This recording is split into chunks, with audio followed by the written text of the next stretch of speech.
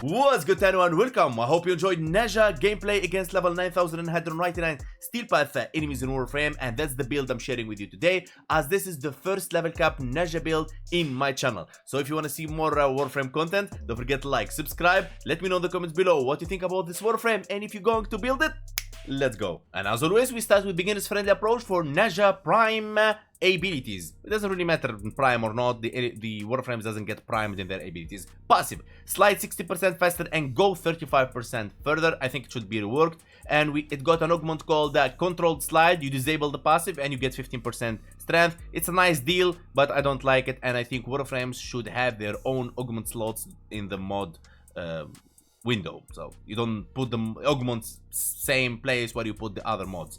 That give us more free space where we can use different augments even if they're useless. Firewalker, the first ability, blaze a trail of flames, scorching enemies and cleansing allies from all the statues. Teleporting blasts the landing area with a ring of fire. Now let's do this really quick, running around and blazing enemies with this trail of fire that we got right there running behind us. And check this out, boom boom boom boom boom boom boom boom boom. There you go. Okay, simple as that. Now it got an augment called the Pyroclastic Flow, accumulating 250% of the damage Firewalker deals, unleashing it in a trail of fire that lasts 10 seconds. Really nice for low game, but end game, not really. Now, when we go for the third ability, second ability, Blazing Chakram. Now, this is some sort of glaive. When you hit the enemy, you make them vulnerable to more damage. To any damage, you see that? Any damage from your weapons, from whatever. Also, flaming enemies drop restorative orbs on death, charge to amplify the power of the ring, and reactivate to instantly travel to the ring location. You got a chance to drop health and energy as well from the enemies, and you make them more vulnerable to damage. It got an augment called Reaping Chakram. Each enemy hit increase the ring damage by 2 times, and the chance for enemies to drop health orbs on death by 0.25%. Now, I wish this augment was increasing the ring damage vulnerability on enemies. Means like you make enemies more vulnerable to more damage by 2 times, but it's just the ring, and the ring doesn't actually kill. So it is what it is. We use it more towards making enemy vulnerable to more damage. We use it more on making enemies drop more health and more energy and all that kind of stuff. And it works like so. So if I throw it in the air like so, and again, boom, I teleport to that location, which is really cool ability. So you can move around with that. Now, if I throw it to enemies, they will see this ring running around them. That means they are ready and marked, and they are vulnerable to more damage. Okay? That easy as that. Nezha is simpler than you think when Papa Hank is explaining it for you guys. Alright, third ability. Third ability. I don't know why I'm ahead of abilities. Warding Halo creates a protective ring of fire that also stands and damage enemies who gets too close. Now you will absorb damage while you are invulnerable for 3 seconds. That amount of damage you absorbed is some sort of redirecting, so means you will protect yourself, let's say, by 90% of damage redirecting. Now, even if you mod this with 500% strength, you still will be dead at level cap. So why we use this is actually to stun nearby enemies, to shield gate, I'll explain that in a second, and to get that time and vulnerability for 3 seconds, which is really, really nice. So it's a very nice ability to use to keep you alive in a way. Low to mid game, this ability can keep you alive. You'll be surviving, you'll be good, because damage reduction, adaptation, whatever, blah, blah, blah, blah, works really good low to mid game, and it's very easy to mod for low to mid game. Throw as much strength, adaptation, armor, shield, you go to go. Now, it got an augment called the Safeguard. The Warding Halo augment can now be cast on allies with 50% effectiveness. Really not nice, not bad. So let's go really quick. Summoning those enemies, and I'm pausing them, of course, and we're gonna cast the third ability.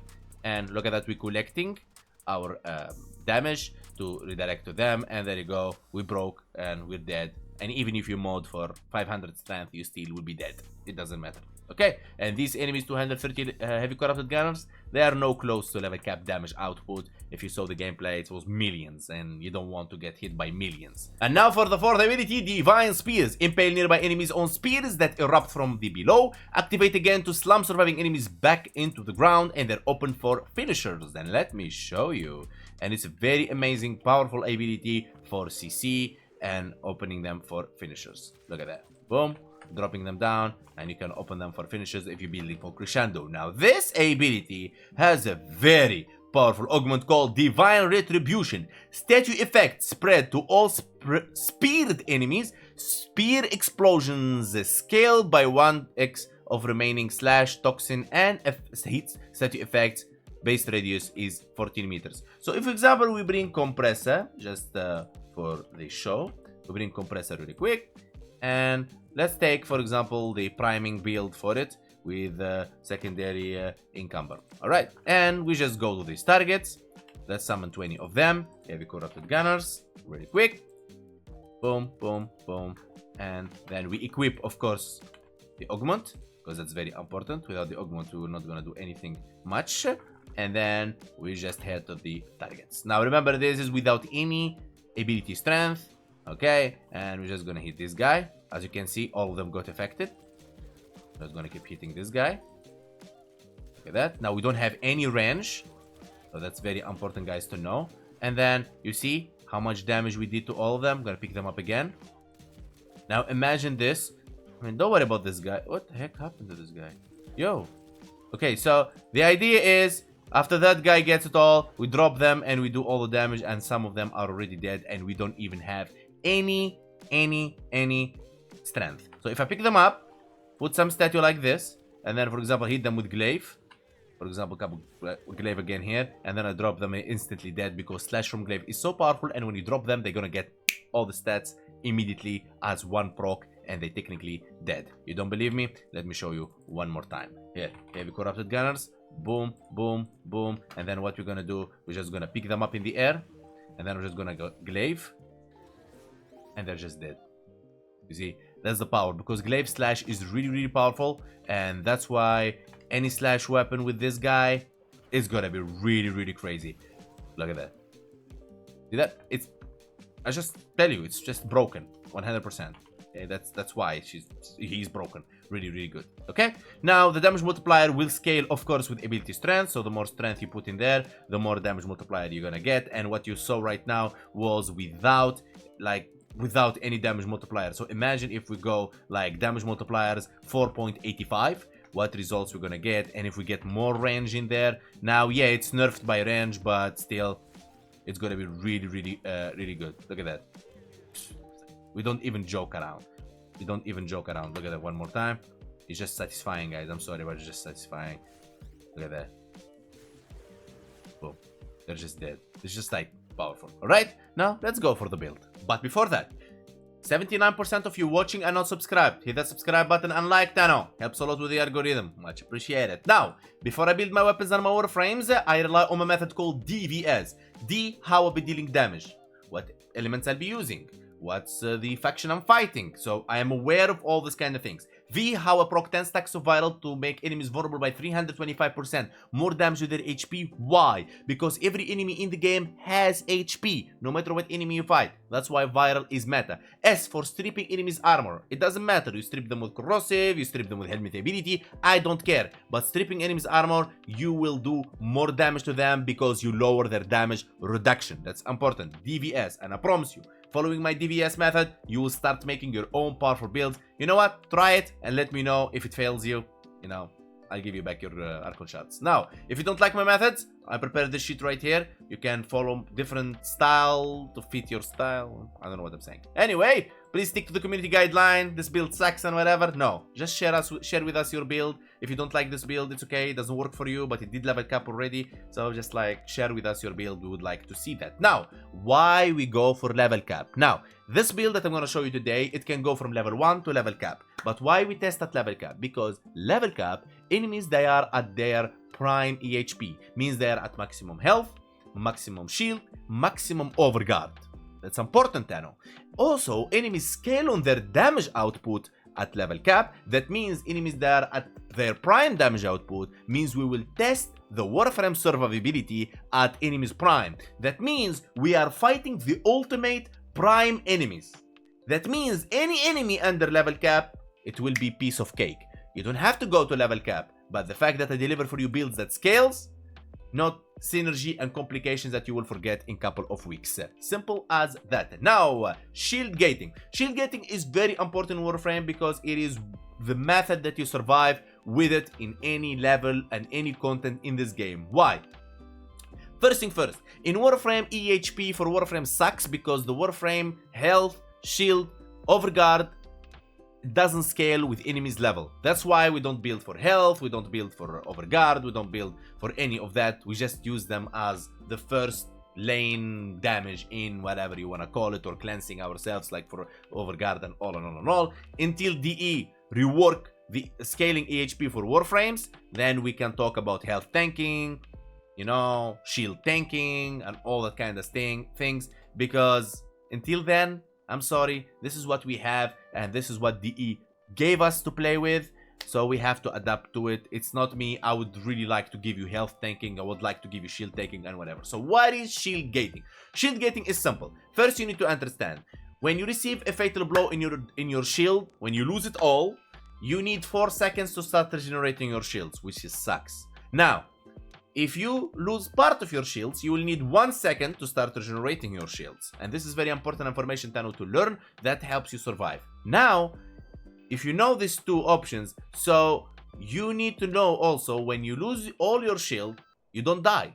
You enter gate phase. Gate phase, you become invulnerable for a certain duration based on how much shields you have. 1150 shields is equal to 2.5 seconds, which is the cap. Hildring can go for 3 seconds because it's his passive, but that's out of the topic. So technically, shield gating is getting back your shields with, let's say, helmet abilities like Pillage, Condemn, and so on, or with certain mods like Ogre or Brief Respite Aura. Simple as that. Shield gating, getting back your shield before the gate duration ends. And now for the Archon shards. I'll be running 1 strength, 2 strength, and then I'll be running a Violet Archon shard, and Violet Archon shard for health pickup to energy, energy pickups to health, because energy is really important in any Warframe. Okay? And I hope DE one day give us an option where energy is different style, I don't know, so you know, we move away a bit from Energize, Equilibrium, but until then, this is what we have to work with. Now, Tau Forge Amber Archon shard for casting speed because his ability is affected by casting speed. And now for the build. Here we go. Brief Respite for shield gating. You already know that. You know already what I mean. Casting abilities consume energy. Energy consumed, 150% of it will be converted to shields. And that's how you get back your shields when you lose them. Now, Primal Sure-Footed to resist knockdown. Now, we removed the first ability, so you're not gonna be standing in Trail of Fire and you're not cleansing yourself from statue. But Primal Sure-Footed, remember Tano, Primal Sure-Footed is only for the end game. If you're not going for the level cap or enemies above level 500 steel path, you don't need it. Because getting knocked down at enemies lower than 500, you'll be fine. Okay, Primal Sure-Footed is important for enemies at level cap because they will one-shot you when you're down. That's very important. So if you don't have it, you can run normal Sure-Footed. But my favorite replacement for Primal Sure-Footed is Hand Spring. Okay, Hand Spring is the mod I would use if I don't have Primal Sure-Footed. But for level cap, because their damage is so freaking high, okay, you want Primal Sure-Footed so you don't spend time down and they will be dead. Okay, it's not a guarantee you'll be dead, but you'll be dead. Okay, Divine Retribution is the augment that you must have. Rolling Guard is important, and I hear a lot of Thanos telling me, Hank, I don't use Rolling Guard. You never level capped. Let's be honest here. Rolling Guard is very freaking important at level cap. I'm not saying it will save you million gazillion times, no. But imagine this situation. You lost your shields, Iximus, Shock behind you, Thrax in front of you, and Tarkunyar just hit you. What you gonna do?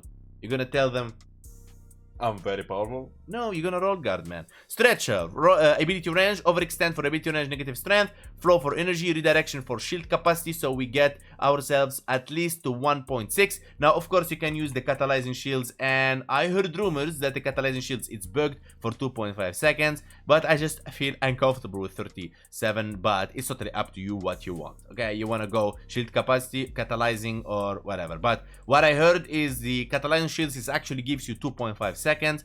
So I don't know, whatever you desire, Tano. It's totally up to you. Low shield, up shield. It doesn't. I mean, this one gives you 1.6. This one gives you 1.3. If it gets fixed, it will still be working. But based on Thanos, what they're telling me is 2.5 seconds and you're good to go. So, up to you. Trans 42 for strength and negative ability duration. I didn't want to go for blind rage for more strength and I lose my efficiency because efficiency is really powerful and I see low energy drop at enemies at level cap and low ammo. It's very bad. Umbral Intensify for strength. Arcane Energize. Energy pickup. Will get you repellent by 60% energy pickup, 150 energy to self to allies within 15 meters. Really good stuff. It's very famous, but you need to use it. Now, Arcane Aegis is optional and only use it when you're going for level cap. Because when you receive damage to your shield, like I told you earlier, you can't regenerate shields. And there is only two ways to regenerate shields while you are taking damage and not doing anything. Arcane Aegis or the Grimoire technique. Now, the Grimoire technique is very specific and require a secondary, so I'm gonna take that out of the way. Arcane Aegis is the technique where you're gonna receive damage in your shields, and when Arcane Aegis kicks in and you don't have any magnetic on you, you can survive even level cap hits, no problem, because you're actually gating and shield gating at the shield regenerating and shield gating at the same time, so we will not be dead. But if you want to replace it, you can go with anything you want. Multi-augmented is what I would go first. You can go with anything you want. Acceleration, whatever. Just pick any mod that fits your place, any arcane that fits your playstyle and fit what you're doing. Now, the helmet ability we're going to be using today is Smite. Why Smite? Because Smite will save you a spot of 2 Emerald Archon shards to corrosive, and also Smite will take down Overguard of enemies at level cap even, strip them from Overguard. Also, it will strip their armor. Also, it will deal damage to them and based on their HP, and also it will deal damage to nearby enemies to them. Whoa! This is very powerful, and I think after the Valis Undermine, this is the most powerful single target abilities out there. Now you're going to ask me, Hank, okay, it is a single target, I don't like it so much. Yeah, it's okay, you can replace it with whatever you want, but hear me out. What you prefer, one-shotting Thrax at level cap or armor stripping every enemy nearby?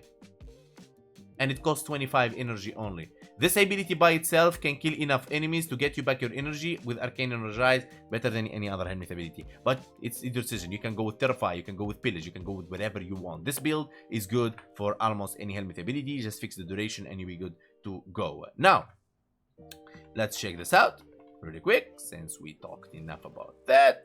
Here we go, pulling those enemies, accessing the third ability and hitting them with the second ability to make them vulnerable, and then we're just gonna spear them up, and then they're vulnerable, they're just gonna be dead like anyway. And look at that, I just drop them, they get the stacks, and look at the energy drops thanks to the second ability because we marked them with the second ability, and that's really important. Now remember, Tano, we're making builds that actually scale, not builds that just like, you know, good for low level content, and then you just like when you get an invitation with your friends to play, you'll be just like, I don't have a level cap build, I never level cap. So here we go, using the first ability, and even if he has Overguard, he actually gets affected by the second ability. Now we armor strip him and kill him. See that? See what I mean with one-shotting Thrax? You don't even need weapons. Now second ability makes him vulnerable for more damage, and hitting him with the smite, you're actually like destroying this guy, like literally destroying this guy. Look at that. Now combining that with your glaive or combining it with your weapon or whatever is just, you create a mass destruction build, and it's really powerful stuff, Tano, and we're not even joking around. Okay. Now, if you're wondering about my amp, it's 177, Raplag Prism, Purple Scaffold, Certus Brace, Eternal Inslaut, and Eternal Eradicate Arcanes. I have a full guide on the channel about Operator and Operator and amps. I have even a full guide about amps. I have a full guide about kit guns. I have a full guide about Void Cascade. So if you want to follow that, that's something you can go check, and it will help you out. Now, I want to say, I hope you find this video helpful. If you did, hit the like. Let me know in the comments below if you're going to build this. And remember, Tano, make scaling builds, not builds that require a lot of synergy, because you will forget them and you will get confused in the long run. Because 60 Warframe, 1000 weapon, creating synergy for each one of them just to satisfy your eyes with high damage and blah blah at lower level, and then you suck at higher level content. That doesn't work, and that's the old days. Now the new days, level cap builds, set and forget, set and come back.